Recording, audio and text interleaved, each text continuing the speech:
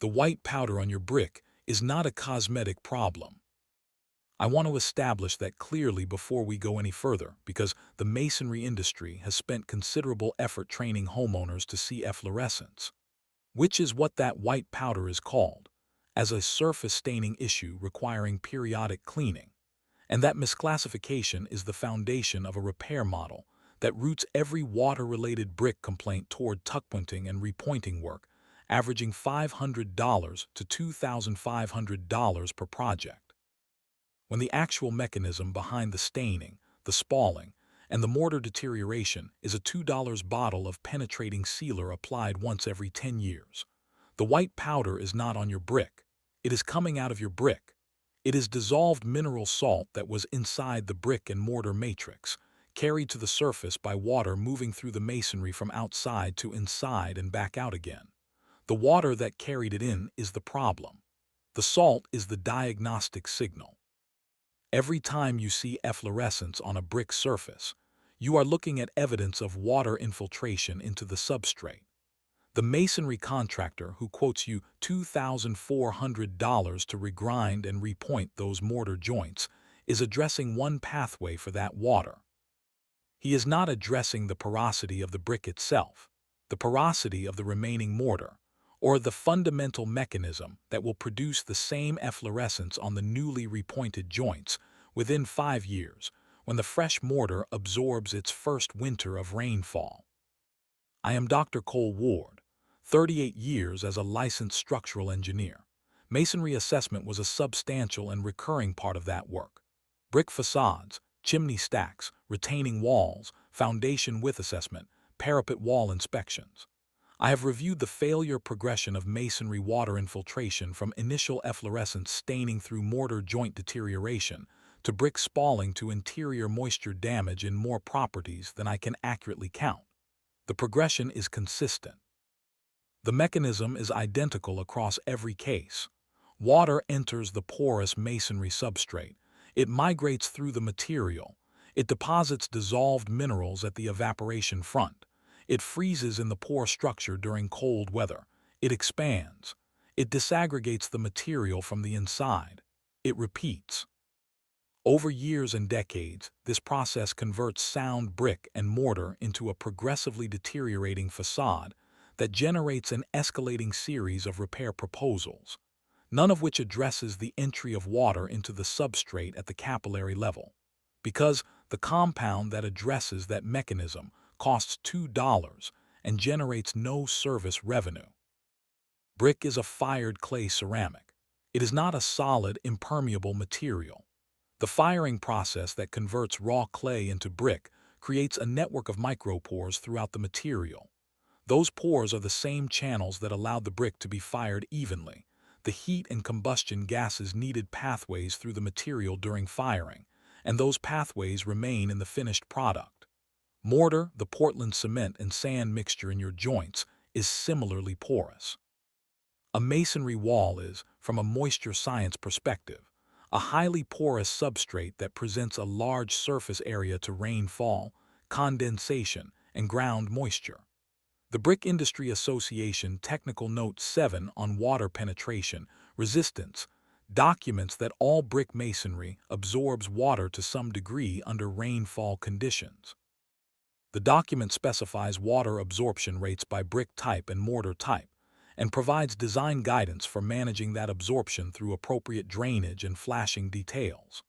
What it does not prominently feature is the penetrating hydrophobic treatment that stops the absorption from occurring at the material level, because the Brick Industry Association represents brick manufacturers and masonry contractors, not the chemistry companies that produce Silane-siloxane sealers.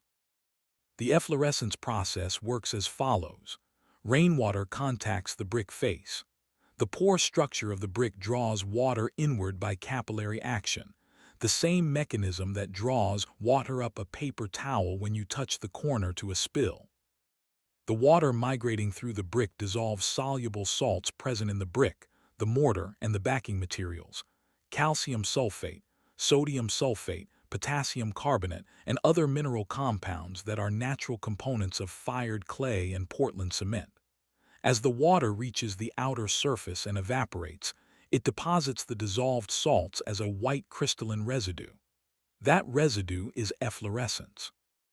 The Portland Cement Association Engineering Bulletin IS-023 on efflorescence, published in 2002, covers this mechanism in detail and identifies water infiltration as the primary driver. The bulletin recommends water repellent treatment as the most effective preventive measure. It specifies silane-based penetrating sealers as the appropriate product category. That recommendation exists in a document published by the Portland Cement Association.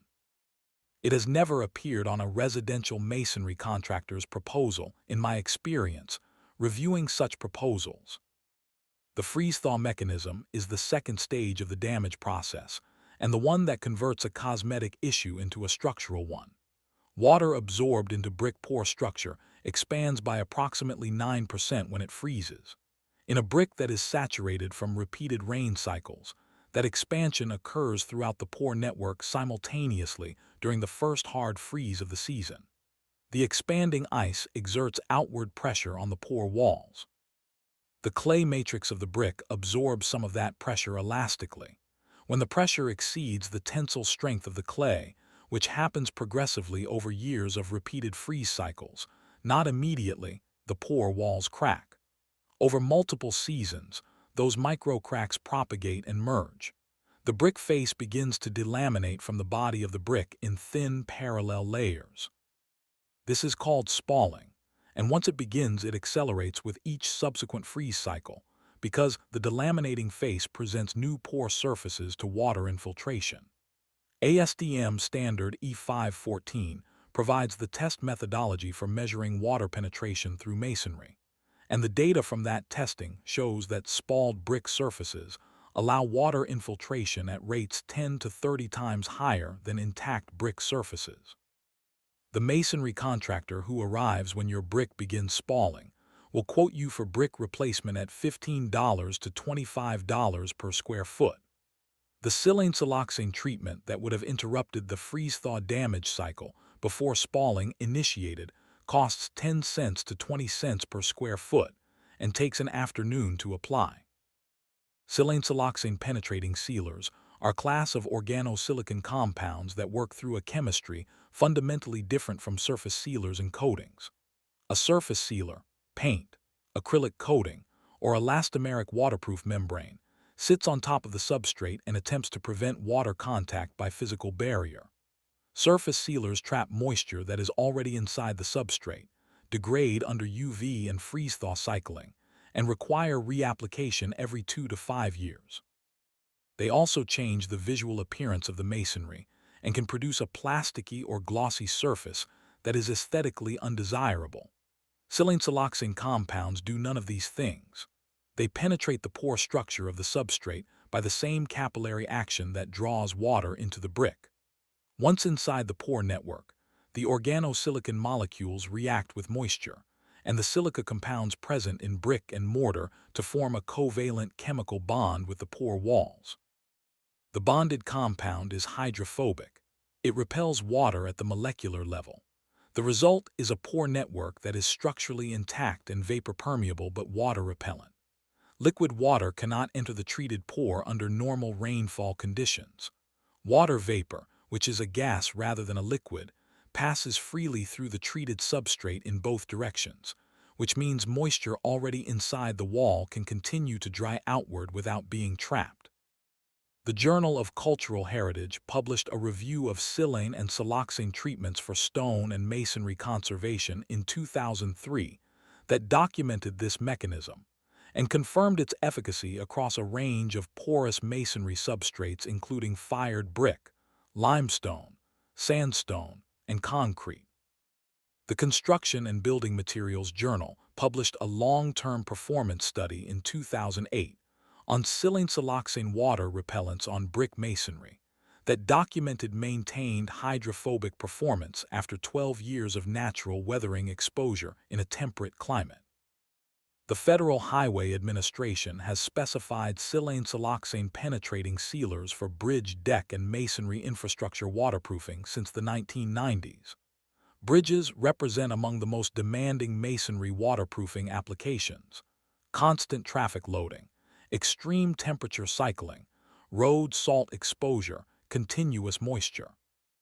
If silane-siloxane treatment is the standard specification for infrastructure that costs tens of millions of dollars and must perform for 50 years without failure, the performance characteristics of the product are not in question.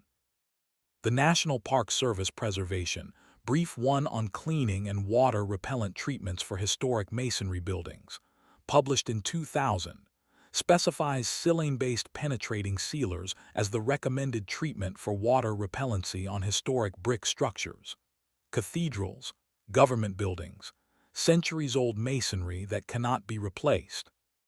When the National Park Service selects a product for the preservation of irreplaceable historic masonry, the product's performance credentials are established by a standard that residential masonry contractors are not held to. The product that meets that standard costs $2 at a masonry supply store. The product you are looking for is sold under several names: silane-siloxane water repellent, penetrating masonry sealer, siloxane brick sealer. Look for a product that specifies silane and siloxane as the active compounds, or an alkyl trialkoxysilane formulation, which is the chemical family name. Avoid products labeled as acrylic sealer, elastomeric coating, or surface waterproofer. These are surface sealers that work through an entirely different and less effective mechanism. The concentration of active compound in the product matters. Professional-grade silane-siloxane sealers contain 20 to 40% active compound. Consumer products sold at big-box hardware stores may contain as little as 5 to 10% and require multiple applications to achieve the same penetration depth as a single application of the professional-grade product. Masonry supply distributors stock the professional-grade product. A 1-liter bottle of 20% silane-siloxane concentrate costs $8 to $15 and treats 150 to 200 square feet of brick facade at the recommended application rate. The full brick facade of a standard 2-story residential home contains approximately 800 to 1,200 square feet of exposed masonry. Total product cost for full treatment is $40 to $80. Total masonry contractor cost for tuckpointing that does not address the porosity mechanism is $500 to $2,500 for a comparable area. Surface preparation is non-negotiable. Silane-siloxane penetrating sealers cannot bond to the substrate through existing contamination.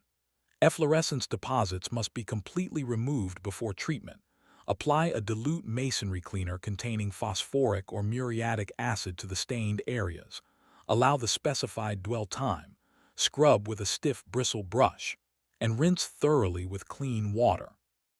Allow the masonry to dry completely for a minimum of 48 hours after cleaning and confirm that no new efflorescence is visible. If new efflorescence appears after cleaning and drying, there is still active moisture movement through the wall that must be identified and addressed. Check for missing or damaged flashing, inadequate coping on top of walls, or grade issues directing water toward the wall base. Apply the sealer only to clean, dry masonry under conditions where no rain is forecast for 24 hours and temperatures are between 40 and 90 degrees Fahrenheit. Apply using a brush, roller, or low-pressure sprayer, working from the bottom of the wall upward to prevent drips onto untreated areas below.